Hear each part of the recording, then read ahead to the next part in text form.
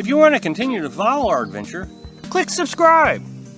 So you don't miss anything, click the bell notification. I did a video the other day where I talked about where I'm still fearful of leaving my camper behind when we go for walks or, sightseeing destinations, that kind of thing, since the pop-up camper fire. Just to be clear, I have taken a lot of self-defense courses. Of course, I was in the military. I'll get several comments of folks saying you need to carry a firearm. Here's what I'll say about firearms. If you want to carry a firearm, that is your right as an American, as long as you're a law-abiding citizen, of course, and you pass all the checks and all those things. But here's the thing. The two crimes that I've had happen to me in my lifetime, a firearm would have done absolutely no good. Let's talk about preventing the crime from ever happening in the first place. If somebody walks up on you and you're surprised by their presence, you have failed in protecting yourself from a potential crime. It's called situational awareness. You need to be aware of your surroundings and everything that's going on all the time. I always kind of look around and make sure everything, just every few minutes. I never get so focused in on anything that it can cause me to lose sight of what's going on out here. Now, occasionally that's not possible. When I'm out here filtering water, for example, I've noticed that I get distracted a lot because I'm really focused. The other thing that I do when I'm filtering water is I watch YouTube videos while I'm sitting here on the picnic table. And Carolyn will walk up behind me and I won't even know she's there because I'm all focused on the YouTube. Phones are a huge problem when it comes to being a victim of a crime.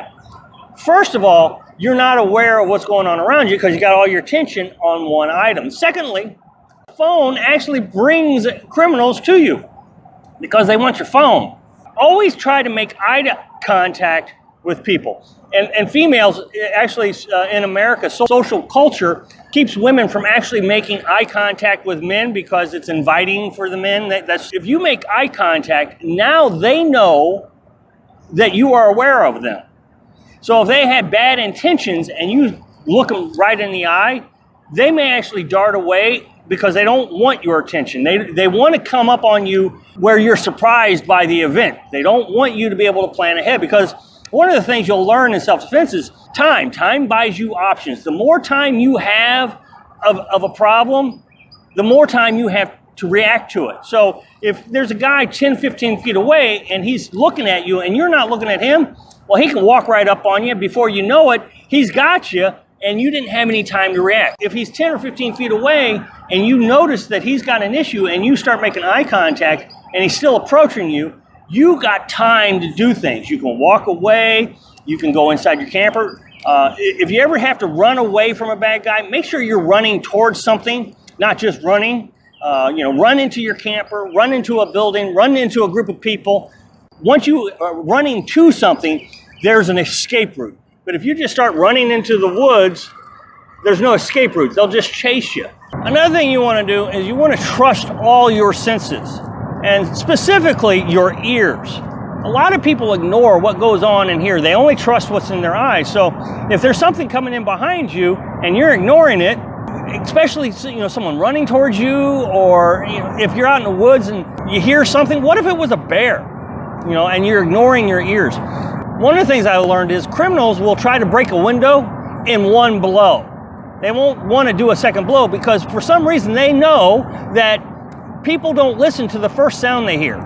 They always listen for the second sound. So if the neighbors are out there and they hear glass break, they will probably ignore it. But if they have to do it again, then the neighbors will listen. So you want to be able to hear things the first time around. Another thing people want to suggest is always put security cameras around your camper. That way you can catch the bad guy after he's done his crime.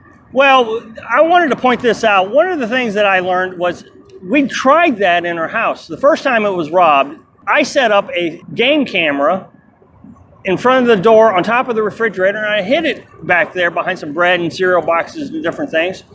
And I even told Carolyn, I said, okay, the game camera is set up in the house. Find it. And so she looked around, I bet, for an hour. Had no idea where it was. Those crooks found it when they broke into my house, 6 days later. Be aware that if you try to put things in to catch the criminal, they're pretty smart. They figure these things out. So Just today, I read an article about a couple that was hiking the Appalachia Trail in Virginia. And some guy, he had a machete, and he apparently killed the male, and the female he hurt very badly. She was bleeding. And she had to walk 6 miles to a group of people, another set of hikers, helped her out, got her some help. Now, I believe the guy who was killed had a GPS locator, and so they were able to find his body. If you're out on a trail all by yourself and there's a guy out there, you don't want to take anything for granted. Look, people are going to say, oh, you're just going to walk around paranoid. Well, maybe. And when you're out here all by yourself and there's all of a sudden somebody shows up, I think in most cases, you're just going to have to be paranoid that this person intends to do you harm until proven otherwise. I know we live in a society where we talk about innocent until proven guilty, but out here, I'd rather them be guilty and then prove themselves innocent to me before I make myself vulnerable to them. The other day, a guy started walking towards me, and I looked up and I saw him, and I did the eye-to-eye contact, and it didn't seem to deter him. And so I decided I have no place to go, so I decided to approach him. And I stiffened up, made myself real strong looking and real concerned, like, okay, what do you want? And you could see his demeanor kind of collapse. He just kind of fell down like, I see that I've threatened you. And he stopped, and he said, I just wanted to know if it's okay to camp here. And so then we had a dialogue where we could say, okay, I trust you. You seem to think that I have answers that you... So there was a dialogue that it was opened up. But if he had kept approaching me, then I would have had to start looking for options. Is there some place to run to? Is there some way I can defend myself?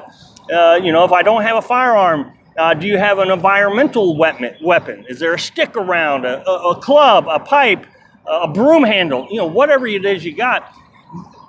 Because now you have time, whether it's 10 feet or 20 feet, to react to the situation. Thanks for watching. Click like if you like the video, and happy travels.